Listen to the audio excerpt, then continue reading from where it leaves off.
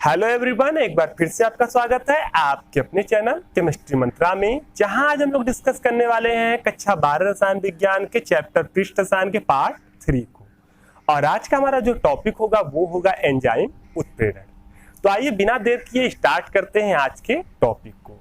तो अब एंजाइम उत्प्रेरण क्या होता है, तो आपको बता दें कि एंजाइमों द्वारा जब उत्प्रेरण का कार्य किया जाता है तो उसी को हम लोग कहते हैं एंजाइम उत्प्रेरण। अब एंजाइम क्या होता है, तो एंजाइम जो होता है वो एक प्रकार का प्रोटीन होता है, ग्लोबुलर प्रोटीन होता है। आपको बता दें कि प्रोटीन दो प्रकार के होते हैं, एक प्रोटीन फाइबर प्रोटीन होता है, रेशेदार प्रोटीन, और दूसरा जो होता है वो ग्लोबुलर प्रोटीन होता है, यानी कि गोलिकाकार प्रोटीन। जो ये ग्लोबुलर प्रोटीन होता है ये जल में क्या होता है, विलय होता है। तो एंजाइम एक प्रकार के ग्लोबुलर प्रोटीन होते हैं, यानी कि ये जल में विलय होते हैं और ये जीवित जंतुओं और पौधों द्वारा ही उत्पन्न किए जाते हैं और इन्हीं के अंदर होने वाली अनेक क्रियाओं को एंजाइम उत्प्रेरित करते हैं। इसीलिए एंजाइम जो है उनको हम लोग एंजाइमों द्वारा जो उत्प्रेरण कार्य होता है उसे हम लोग जैव रासायनिक उत्प्रेरण भी कहते हैं, क्योंकि ये जीवित प्राणियों के अंदर ही उत्प्रेरण का कार्य करते हैं। तो एंजाइम एक प्रकार क्या है, उत्प्रेरक है, जो कि आपके ग्लोबुलर प्रोटीन है और ये जीवित जंतुओं और पौधों के द्वारा उत्पन्न किए जाते हैं। आपको ये भी बता दें कि एंजाइम उत्प्रेरण जो है, जो एंजाइम होते हैं ये इतने शक्तिशाली उत्प्रेरक होते हैं कि ये बहुत तेजी से उत्प्रेरण का कार्य करते हैं। आपके जो मानव निर्मित या कृत्रिम जो उत्प्रेरक है, जो निर्जीव उत्प्रेरक है, उनकी अपेक्षा ये वाले उत्प्रेरक बहुत ज्यादा होते हैं पावरफुल। और ये शरीर के अंदर, मानव शरीर के अंदर या जीवित प्राणियों के अंदर तमाम जो है कि प्रक्रियाओं को उत्प्रेरित करते हैं। जैसे आपने देखा होगा कि आप भोजन खाते हैं, तो भोजन जब आप खाते हैं अंदर तो भोजन का पाचन होता है। तो आपको बता दें कि भोजन के पाचन में एंजाइमों का बहुत बड़ा योगदान है। अगर आपके शरीर में एंजाइम जो है अगर उत्पन्न न हो और वो भोजन के पाचन को, जो भोजन की पाचन क्रियाएं होती है उनको उत्प्रेरित न करें, तो आपको बता दें कि एक दिन का केवल भोजन पचने में 50 सालों का समय लगेगा। अगर हम एक दिन का भोजन ले लें और बिना एंजाइम का सोचे कि वो पचे, तो उसकी क्रिया होने में 50 साल का समय लग जाएगा। लेकिन एंजाइमों की मदद से वो क्रियाएं कुछ ही घंटों में हो जाती हैं। तो आप सोच सकते हैं कि एंजाइम कितने पावरफुल उत्प्रेरक होते हैं, जो है प्रकृति द्वारा हमें प्रदान किया गया है।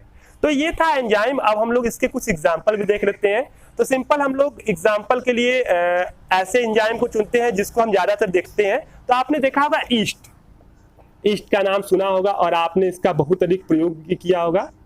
ईस्ट, जिसको हम लोग खमीर भी कहते हैं। तो ईस्ट को हम लोग खमीर कहते हैं और आपको पता है ईस्ट का हम प्रयोग तमाम चीजों में करते हैं। जैसे बेकरी उद्योग में, बेकरी के जो केक या तमाम डबल रोटी, उनको बनाने में हम लोग ईस्ट उसमें मिलाते हैं। तो आपको बता दें कि ईस्ट में भी पाए जाते हैं एंजाइम। इसमें जो है कि इसके द्वारा एंजाइम उत्पन्न किए जाते हैं। कौन कौन से एंजाइम होते हैं इसमें? एंजाइम होते हैं इनवर्टेस, ये इस तरह होता है, इनवर्टेस होता है, जाइमेस होता है, माल्टेस होता है। तो देखिए ये सब एंजाइम है, इनवर्टेस, जाइमेस, माल्टेस, ये सब एंजाइम है और ये किसके अंदर पाया जाता है? ये ईस्ट के अंदर पाया जाता है। अब अगर हम बात करें कि ये जो एंजाइम है ये उत्प्रेरण कार्य किसका किसका करते हैं, तो वो रिएक्शन भी हम लिख दे रहे हैं। जैसे आपने देखा होगा चीनी, सुक्रोज, C12H22O11, आप देखते होंगे कि ये जब ये जल के साथ इसका अपघटन होता है तो ये बनाता है C6H12 और O6 और प्लस इसके साथ बनता है C6H12 और क्या बनता है? O6। तो ये बनता है, आपको पता होगा कि ये क्या है, ये है ग्लूकोज और ये जो है ये है फ्रक्टोज और ये आपका क्या है, ये है सुक्रोज। अब देखिए ये जो सुक्रोज है यानी जो ये चीनी है, ये जल के साथ जब इसको जल में घोल देते हैं तो जल के साथ ये टूटने लगता है ग्लूकोज और फ्रक्टोज में।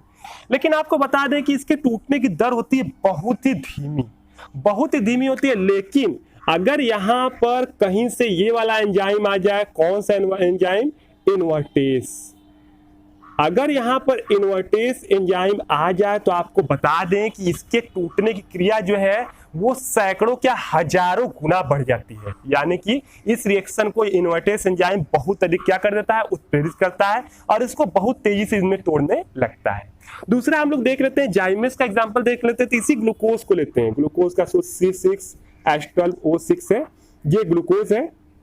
ये ग्लूकोज जो है कि ये ग्लूकोज को जब हम लोग जाइमेस एंजाइम या जब ग्लूकोज टूटता है, देखिए बनता है C2H5OH, एथिल अल्कोहल बनता है और प्लस बनता है कार्बन डाइऑक्साइड, ये आपका बनता है। अगर इसको हम लोग बैलेंस करेंगे तो देखिए इसको बैलेंस करने के लिए हम लोग यहाँ पर क्या करेंगे, यहाँ पर हम लोग लगाएंगे 2 और यहाँ पर आपका जो हो जाएगा एक मिनट, यहाँ पर हो गया 6, तो यहाँ पर हो गया 2 और यहाँ पर हो गया 2। ये आपका यहाँ पर देख लेते हैं 6 ऑक्सीजन और यहाँ 2 और 6 ऑक्सीजन, कार्बन 6, ये 6 सब हो गया, तो ये बैलेंस हो गया। तो ये देखिए ये आपका जो ग्लूकोज है, ये लिख दे रहे हैं, ये ग्लूकोज ये टूटता है किसमें, ये टूटता है एथिल अल्कोहल और प्लस टूटता है कार्बन डाइऑक्साइड में, इसको आप जानते ही होंगे। तो ये इसके टूटने की प्रक्रिया बहुत ही ज्यादा मंद होती है। लेकिन अगर यहाँ पर प्रयोग किया जाए जाइमेस एंजाइम का, तो ऐसे समय में ये ग्लूकोज जो होता है ये कुछ ही मिनटों में पूरा का पूरा वहां ग्लूकोज जो होता है एथिल अल्कोहल और कार्बन डाइऑक्साइड में टूट जाता है। तो ये भी रिएक्शन हो जाता है उत्प्रेरित जाइमेस द्वारा। माल्टेज देखा जाए, एक लास्ट ये भी देख लेते हैं। तो माल्टेज तोड़ता है माल्टोज को, C12H22AO11, ठीक है, ये कौन है, ये आपका माल्टोस है। और अगर माल्टोस का हम लोग जल अपघटन कराएं, माल्टोस का हम लोग जल अपघटन कराएं किसकी उपस्थिति में, माल्टेज की उपस्थिति में, तो ऐसे समय में ये पूरा का पूरा माल्टोस टूट जाता है C6H12 और O6, ये 2 बार में, और ये क्या होता है आपका ग्लूकोज। मतलब माल्टेस एंजाइम की उपस्थिति में अगर हम लोग माल्टोस का जल अपघटन कराएं तो कुछ ही पलों में सारा का सारा माल्टोस किसमें टूट जाता है, ग्लूकोज में। तो ये थे आपके एंजाइम उत्प्रेरक के उदाहरण। देखिए ये एंजाइम जो होते हैं उत्प्रेरक का काम करते हैं और बहुत ही तीव्र उत्प्रेरक होते हैं, बहुत शक्तिशाली उत्प्रेरक होते हैं। तो आपने इनके एग्जाम्पल देख लिया, और भी तमाम एग्जाम्पल होंगे आपके बुक में, देख लीजिएगा और इनको अच्छे से पढ़ लीजिएगा, क्योंकि ये आपको यही नहीं मिलेंगे। आप एक और चैप्टर पढ़ेंगे, आपके 12th में चैप्टर है जैव अणु, और उस जैव अणु में एंजाइम फिर से आने वाला है। तो वहां भी आपको इन सभी एंजाइमों को याद करना, हमने तो 3 ही बताया, 5-6 और होंगे आपके बुक में, तो सबको आप याद कर लीजिए कौन किसका उत्प्रेरक करता है। ये आपके दोनों जगह काम देंगे, यहाँ नहीं तो वहां तो आपको पढ़ना ही है। तो ये देखिए सिंपली आपने देख लिया। अब हम लोग जानते हैं एंजाइम उत्प्रेरण के अभिलक्षण, यानी कि एंजाइम उत्प्रेरण की विशेषताएं देख लेते हैं, या उनके लक्षण देख लेते हैं, गुण देख लेते हैं कि एंजाइम उत्प्रेरण के क्या क्या गुण होते हैं। तो देखिए एंजाइम उत्प्रेरण का पहला गुण हम आपको बता दे रहे हैं कि एंजाइम उत्प्रेरण का पहला गुण यह है कि सर्वोत्तम दक्षता। सर्वोत्तम दक्षता मतलब कि अभी तक जितने भी उत्प्रेरक आपको ज्ञात हैं, उन उत्प्रेरकों में एंजाइम उत्प्रेरण की जो दक्षता होती है वो सबसे क्या होती है, तीव्र होती है, सबसे ज्यादा होती है। एंजाइम उत्प्रेरण की इतनी शक्ति होती है कि ये प्रति मिनट लाखों अणुओं का उत्प्रेरण कर सकते हैं, यानी लाखों अणुओं को तोड़ सकते हैं। मेनली देखिए एंजाइम जो होते हैं, एंजाइम जो उत्प्रेरक होते हैं, उनका काम होता है तोड़ना। वो क्या करते हैं कि जहां पर वैसे जगह पर काम में लाए जाते हैं जहां पर बड़े अणु टूट के छोटे अणुओं में बदल जाते हैं। जब बड़े अणु टूट के छोटे अणुओं में बदलते हैं तो वहीं पर एंजाइम उत्प्रेरक कार्य करते हैं। तो इनका काम तोड़ना होता है। तो इनके अंदर इतनी पावरफुल, इतनी शक्ति होती है कि ये प्रति मिनट लाखों अणुओं को तोड़ सकते हैं। दूसरा भी लक्षण देख लीजिए कि इनकी दक्षता बहुत अधिक होती है, पहला लक्षण था। दूसरा लक्षण ये है कि ये अति विशिष्ट प्रकृति के होते हैं, अति विशिष्ट प्रकृति के होते हैं, इनमें विशिष्टता बहुत अधिक होती है। अब ये इसका क्या मतलब हुआ, इसका ये मतलब हुआ कि एंजाइम जो होते हैं, ये जैसे जाइमेस एंजाइम ग्लूकोज को तोड़ रहा है इन दोनों भागों में, तो अब ये जाइमेस एंजाइम सुक्रोज या माल्टोज को नहीं तोड़ेगा। ये इसको तोड़ा तो इसी को तोड़ पाएगा, इन दोनों को नहीं तोड़ पाएगा। तो इसी को हम लोग विशिष्ट प्रकृति कहते हैं कि जब कोई एक ऐसा आपका हो, कोई कुछ भी ऐसा हो जो केवल एक विशेष चीज पर ही लागू होता है या विशेष के लिए प्रयोग किया जा सकता है, तो उसे हम लोग कहेंगे विशिष्ट। अभी जाइमेस सबको तोड़ता तो ये कहलाता कि इसमें कोई विशिष्टता नहीं है, ये तो सबके लिए काम कर रहा है। तो ये एक एंजाइम एक ही के लिए काम करता है, तो उसी को हम लोग कहते हैं अति विशिष्ट प्रकृति। अगला अक्षर देख लीजिए इसका कि एक जो है इष्टतमता, एक निश्चित ताप या इष्टतम ताप पर एंजाइम जो होते हैं, एंजाइम उत्प्रेरक, वो सर्वाधिक जो होते हैं सक्रिय होते हैं। जो एंजाइम होते हैं, जैसे कि एंजाइमों क्या होता है, ताप होता है, मतलब एंजाइमों को कार्य करने की एक क्षमता होती है। तो एक निश्चित ताप, एक ताप का निश्चित परास होता है जिसमें ये सबसे अधिक क्रियाशील होते हैं। उस ताप को हम लोग कहते हैं इष्टतम ताप। तो उस ताप पर ये सबसे अधिक क्रियाशील होते हैं। अगर ताप ज्यादा बढ़ा दिया जाए बहुत, और ताप बहुत कम कर दिया जाए, तो एंजाइम जो होते हैं ये कार्य करना क्या होते हैं, बंद हो जाते हैं। तो इनका एक मुख्य अभिलक्षण है कि एक निश्चित इष्टतम ताप पर ही कार्य करते हैं। अगला इसका लक्षण क्या है कि ये इष्टतम पीएच या निश्चित पीएच पर भी कार्य करते हैं। यानी कि जिस प्रकार ताप इनका निश्चित था, उसी प्रकार एक निश्चित पीएच के बीच में ही कार्य करते हैं। अगर ज्यादा अम्लीय माध्यम में आ जाए या ज्यादा क्षारीय माध्यम में आ जाए, तो एंजाइम जो होते हैं वो नष्ट हो जाते हैं। तो एक निश्चित पीएच के बीच में ये सबसे अधिक कार्य करते हैं। आगे देख लीजिए, सक्रियक कुछ ऐसे पदार्थ होते हैं, धातु के आयन जैसे सोडियम आयन या मैग्नीशियम आयन, कुछ ऐसे होते हैं जो एंजाइम के लिए सक्रिय का काम करते हैं। सक्रिय का काम करते हैं मतलब कि उनकी सक्रियता को बढ़ा देते हैं। इसके साथ साथ कुछ ऐसे ही पदार्थ होते हैं जो प्रोटीन न हो के प्रोटीन से अलग अप्रोटीन तत्व होते हैं, जैसे विटामिन हो गया। तो ये भी एंजाइम की शक्ति क्या करते हैं, बढ़ा देते हैं, विटामिन और ये सब चीजें। अब विटामिन हो गया तो उसको हम लोग क्या कहेंगे, सह एंजाइम, को एंजाइम कहते हैं। तो को एंजाइम या सक्रियक की उपस्थिति में जो एंजाइम होते हैं, इनकी सक्रियता क्या होती है, बढ़ जाती है। ये और अधिक जो है कि एंजाइम उत्प्रेरण का कार्य कर देते हैं, मतलब और तेजी से कार्य करने लगते हैं। और एक और देख लीजिए, कुछ पदार्थ होते हैं जो एंजाइम के लिए विष का भी कार्य करते हैं। तो एंजाइम के लिए भी कुछ पदार्थ होते हैं जो विषकारक का काम करते हैं, और विषकारक की उपस्थिति में जो एंजाइम होती है उसकी सक्रियता क्या होती है, नष्ट हो जाती है। अब ये चीजें आपने देख लिया एंजाइम उत्प्रेरण के लक्षण, और आगे एक लास्ट चीज बचा है, और वो बचा है एंजाइम उत्प्रेरण की क्रियाविधि। एंजाइम उत्प्रेरण की क्रियाविधि, तो आइए हम लोग भी देख लेते हैं कि एंजाइम उत्प्रेरण की क्रियाविधि क्या होती है। तो देखिए, एंजाइम उत्प्रेरण के लिए जो क्रियाविधि दिया गया है, क्रियाविधि का मतलब होता है मैकेनिज्म। तो मैकेनिज्म ऑफ एंजाइम कैटालाइसिस, तो ये क्या होता है, तो आपको बता दें कि एंजाइम उत्प्रेरण के लिए जो क्रियाविधि दी गई है वो दिया गया है ताला चाबी सिद्धांत। ताला चाबी सिद्धांत दिया गया है इसके लिए, जो है ये फेमस सिद्धांत है।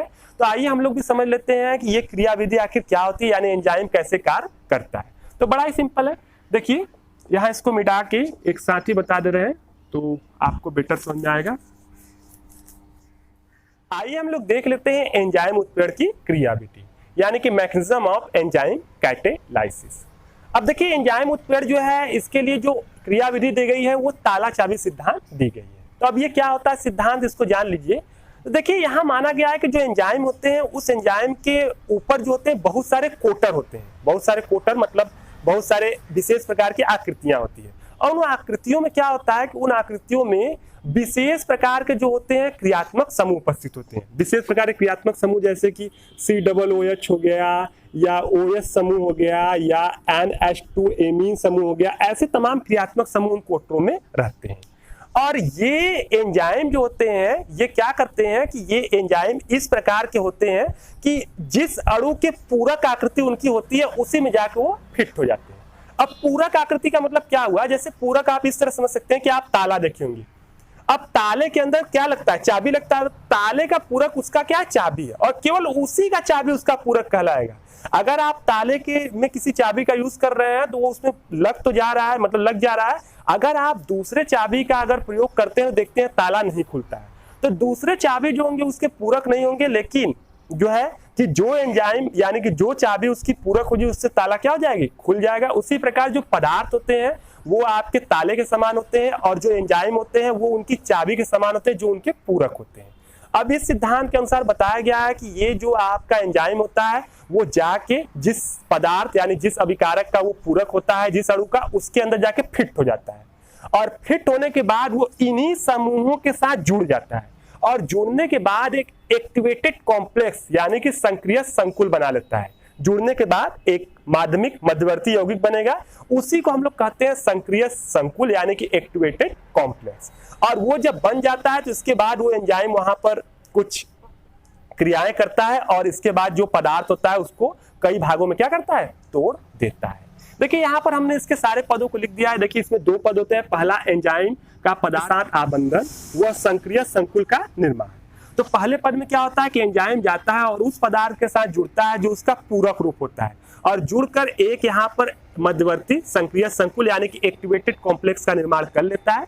और ये निर्माण करने के बाद क्या होता है कि ये आपका क्या करता है, दूसरे पद में ये जो संक्रिय संकुल है इसका विघटन हो जाता है, और विघटन होने से ये जो आपका यहाँ पर जो पदार्थ है ये कई भागों में टूट जाता है, वही हमको उत्पाद के रूप में प्राप्त होता है और एंजाइम फिर से अलग हो जाता है।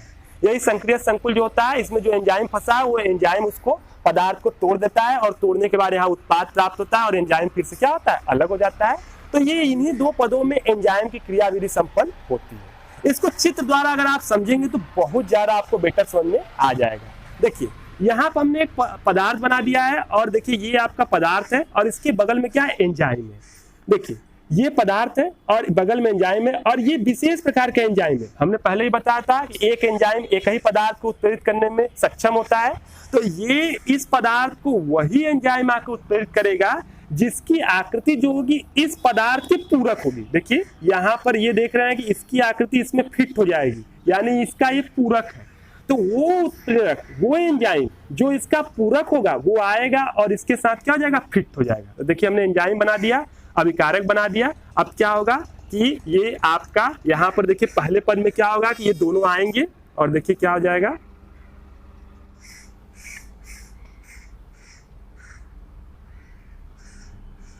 यहाँ पर देखिए क्या होगा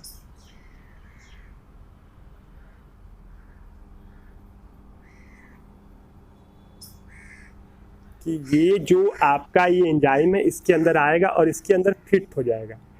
यहाँ पर क्या होगा कि एंजाइम आया है इसके पास और इसके अंदर क्या हो गया है, ये फिट हो गया है।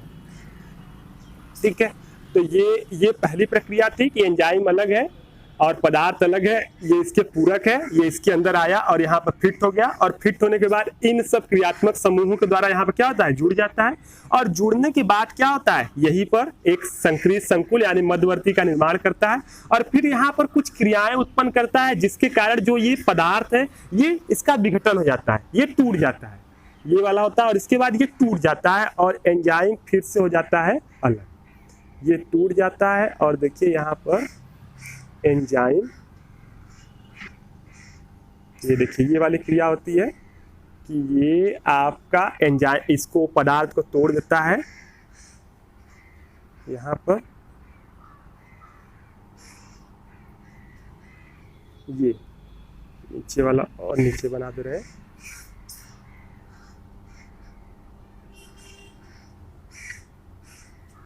ये देखिए ये पदार्थ को क्या किया, दो भागों में यहाँ पर तोड़ दिया, और यहाँ एंजाइम फिर से क्या हो गया, ये था संक्रित संकुल, और यहाँ पर ये फिर से अलग हो गया एंजाइम, और यहाँ पर बन गया उत्पाद। तो ये क्रियाएं देखिए होती है, चित्र द्वारा आपको बेटर समझ में आ रहा होगा। फिर से एक बार देख लीजिए लास्ट टाइम कि एंजाइम जो होता है वो उन अभिकारकों के पास आता है जिनका वो पूरक हो, और इनके साथ आने के बाद इन सब विशेष क्रियात्मक समूह इसके कोटर में उपस्थित होते हैं, जिसके कारण ये इनके साथ जुड़ जाता है, जुड़ के एक संक्रिय संकुल मध्यवर्ती का निर्माण करता है। और ये मध्यवर्ती के अंदर जो होता है इसमें तमाम क्रियाएं होती है, जिसके कारण ये एंजाइम जो होता है इसको तोड़ देता है, और एंजाइम का कार्य ही क्या है, तोड़ना। ये बड़े बड़े अणुओं को छोटे भागों में तोड़ता है, उन्हीं अभिक्रियाओं को उत्प्रेरित करता है। और यहाँ पर देखिए तोड़ दिया, और यही जो टूट के बने यही क्या है, उत्पाद है। तो इस प्रकार ये थी एंजाइम उत्प्रेरण की क्रिया विधि। तो इस प्रकार आपने एंजाइम उत्प्रेरण को भी हमें लगता है बहुत अच्छे से जान लिया होगा, और उसकी क्रिया विधि को भी जान लिया। तो अब हम आज का वीडियो यहीं पर समाप्त करते हैं, क्योंकि अगला जो टॉपिक है वो उत्प्रेरण से संबंधित नहीं है, बल्कि वो एक नया टॉपिक है, इसलिए उसको हम लोग नए वीडियो से स्टार्ट करेंगे। तो अब हम लोग मिलेंगे नेक्स्ट वीडियो में लेकर नए टॉपिक। तब तक के लिए धन्यवाद।